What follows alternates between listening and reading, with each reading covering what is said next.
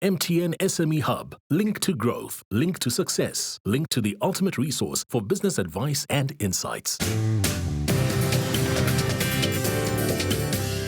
Welcome back to the Big Small Business Show. In studio with us today, we've got Gilan Gork. He is the founder of the Influence Institute. He's a mentalist.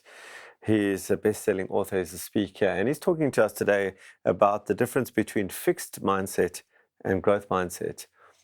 So, Gilan, I want to bring this back to our environment, which is small business entrepreneurs. How can we use the knowledge of growth mindset or fixed mindset in terms of being better entrepreneurs, more successful entrepreneurs, better leaders? The mindset that we have, and in turn that we spread and weave into the cultures of our teams, will directly impact our performance, things like our resilience. There's specific things like what people's appetite to take skilled risks, and how they bounce back from that, innovation, creativity, ethics and integrity. These are all certain norms that will evolve. Diversity, equity, inclusion, these are all linked to whether the leader and the team has embedded in its culture a fixed or a growth mindset. So give me a practical example of that. Just to make it practical for me. Okay, sure. So if I am leading a team, and even a small team. And let's say that I'm more in my fixed mindset. So I'm saying more in my fixed mindset because it's a kind of a fixed mindset thing, a way of thinking to be like, oh, you're a growth mindset person or a fixed mindset person. So can I reinterpret that and tell me if I'm right? So what you're saying when I say fixed mindset, I'm fixed labeling. You are this. Generally, there's an identity. We attach our performance to our identity. Okay, all right. So let me give you an analogy to make this really practical. It's a framework that I created, which is my spin on the iceberg analogy that a lot of people know, where there's a little bit above the surface and a lot underneath the surface. I use a carrot. And I'll explain to you why, because teams are like a garden of carrots. You can't have a garden of icebergs. But if a leader, if you, Allon, are a carrot, I'm a carrot, we're planted in the ground. What we call carrot is a root vegetable, right? So beneath the surface, you have this root, and then you've got the leaves that are visible above the surface. The leaves are analogous to things that we can visibly see, observe in ourselves and other people, things that we're conscious about, our reactions, decisions, behaviors. But under the surface is the root cause to that. And if the root is unhealthy, the rest is going to be unhealthy. And the deepest part of that root is our mindset, how we see things. How we see things will cause us to feel a certain way, and how we feel then influences how we respond, right? Our reactions, decisions, and behaviors. So when you say, how do we make this practical? Well, we're all trying to perform better. We're trying to learn more. We're trying to be more resilient. These are all at the top level, right, of performance. But if we do a lot of personal development because ultimately we want to change our behavior, change our way of thinking, but we need to change the way we see things. We have to change the root. And as we see things differently, how we feel will change, and organically what we then will do, we'll interpret the situations we're in more accurately. And so our growth will be organic that way.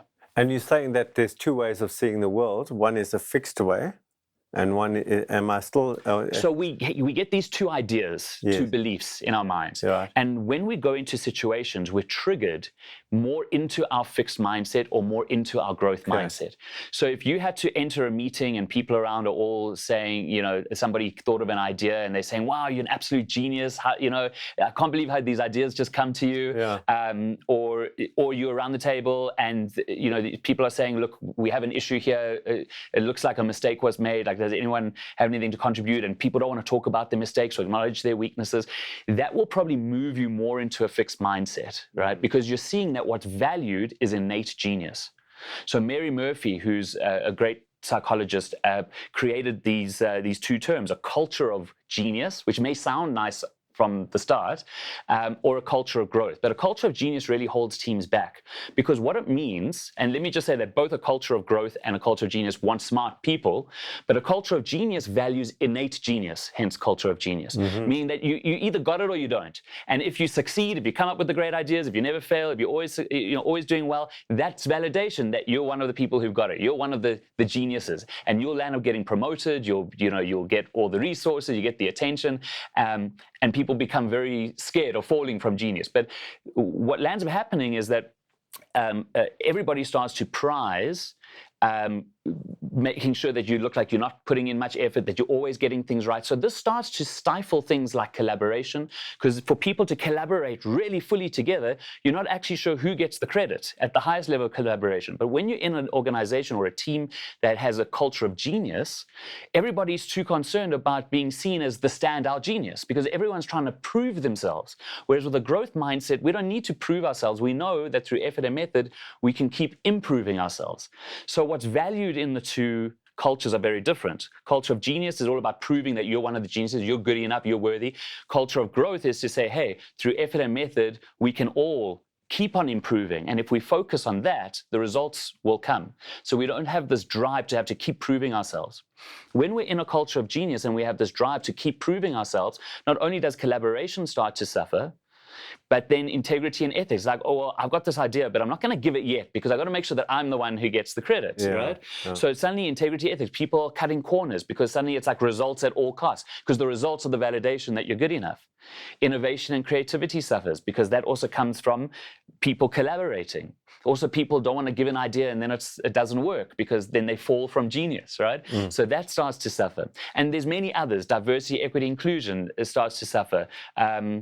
Things like risk-taking. You know, when people take risks, what you want is a culture of growth, because then people monitor the data. They're looking for reasons. They're looking for things that will show them that the decision they took was wrong, so they can learn from it and pivot and adjust. But in a culture of genius, you don't want to be seen to have made the wrong decision. So people ignore the signs. They act too late.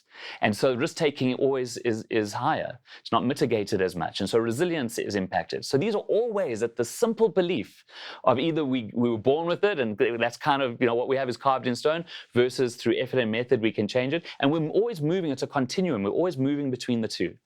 We're going to have to take a break now. As you're speaking, I'm just, pictures are just forming in my mind, and they're getting better. They're evolving. We're going to take a break now. When we come back, we're going to continue our conversation with Gilan Gork. Stay tuned. MTN SME Hub, link to business success.